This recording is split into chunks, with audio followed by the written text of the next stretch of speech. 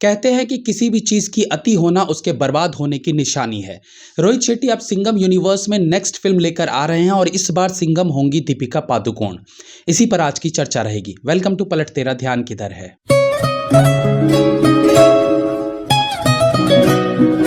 रोहित शेट्टी पिछले कुछ सालों में खुद को एक बेहतरीन डायरेक्टर के तौर पर भले स्थापित ना कर पाए हों, लेकिन एक कमाऊ डायरेक्टर के रूप में जरूर उभर कर आए हैं। प्रोड्यूसर्स आंख मूंद कर उन पर पैसा लगा रहे हैं और देखा जाए तो उन्होंने एक खास तबके के ऑडियंस की रिक्वायरमेंट को समझ लिया है और केवल उन्हें एंटरटेन कर वो फिल्म को प्रॉफिटेबल बना लेते हैं। लेकिन पहले सर्कस और आप दीपिका पादुकोण को लेडी कॉप के रूप में लाना उनके पतन का कारण हो सकता है, ऐसा मैं फील कर रहा हूं।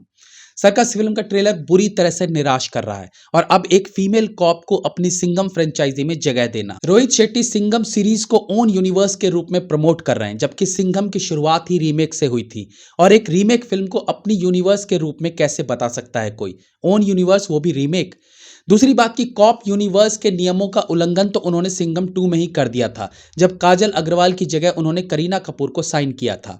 सिंघम जब पहले सीरीज से 4th यानी सूर्यवंशी तक एक ही इंसान है, तो 2 फिल्मों में उसकी 2 अलग बीवियां कैसे हो सकती है? एक बड़े अच्छे एक्टर ने एक बार कहा था मुझे कि हमारे यहाँ शुरुआत बहुत अच्छी होती है, फिर धीरे धीरे वो मार्केट बनने लगता है। हमारे यहाँ एक चलन है, जब शुरुआत बहुत अच्छी होती है ना, फिर वो बाजार बन जाता है। ऐसा ही कुछ रोहित शेट्टी भी करते दिख रहे हैं।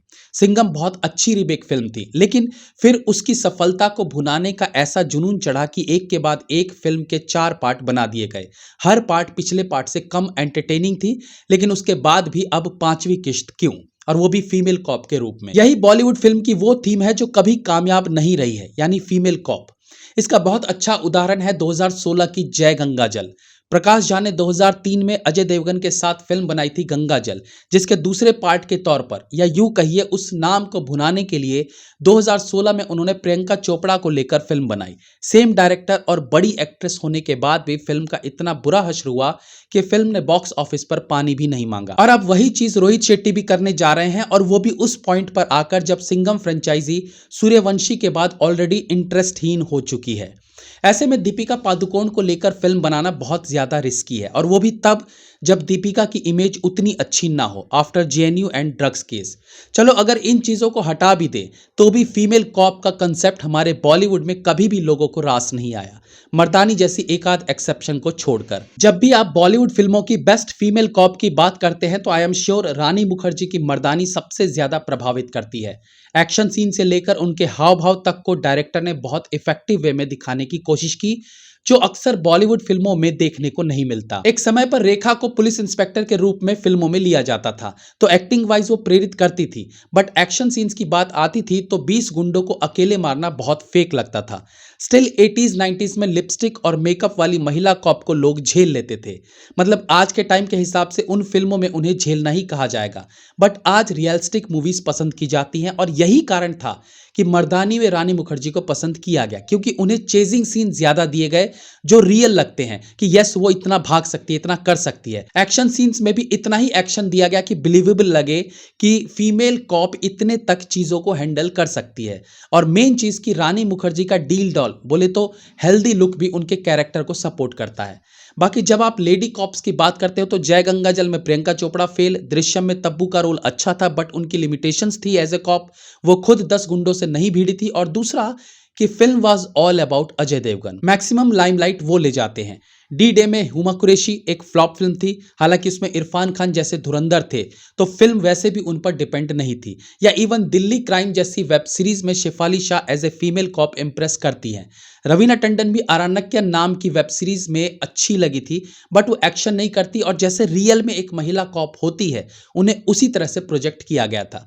बट रोहित शेट्टी की फिल्म में प्रॉब्लम यह है कि जो कॉप है वो शक्तिशाली रहता है, 20 गुंडों को अकेले पीटता है, तो दीपिका पादुकोण को उन्हें उसी रूप में दिखाना होगा जिसके लिए सिंघम सीरीज जानी जाती है। और दीपिका पादुकोण ने जहां 4 गुंडों को भी हवा में उड़ के मारा कि समझो गई भैंस पानी में, मतलब फिल्म वहीं दम तोड़ देगी।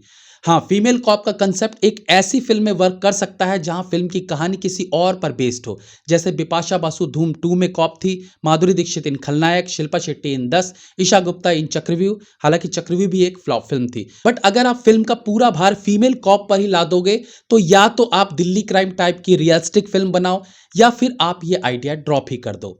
ये जस्ट मेरी सोच है फिल्म को लेकर। दूसरी बात कि दीपिका पादुकोण या करीना कपूर या आज की जो भी हॉट सेक्सी लेबल वाली एक्ट्रेस हैं, उन्हें उसी तरह के रूप में देखने की लोगों को आदत पड़ चुकी है। ऊपर से ये लोग बहुत फेमस हैं। अब जो दीपिका पादुकोण फिल्मों में केवल आइटम नंबर या गानों में हीरो के साथ पप्पी झप्पी के लिए यूज की जाती है, या जो एक्ट्रेस गहराइया में एक्स्ट्रा मैरिटल अफेयर करती दिखाई देती हैं, यानी नाजुक दुबली पतली हाई मेंटेनेंस वाली एक्ट्रेस, उसे एक टफ कॉप के रूप में बिल्कुल स्वीकारा नहीं जा सकता। हाँ, अगर दीपिका को किसी कॉमेडी फिल्म में कॉप का किरदार दे दो तो शायद वहां बात बन जाए, बट सिंघम जैसी सीरीज में लोग उन्हें एक्सेप्ट कर ले, ये बहुत मुश्किल है। सेम यही हाल गोलमाल सीरीज का है। सिर्फ उसके फ्रेंचाइजी के नाम पर पैसा नहीं कमाया जा सकता।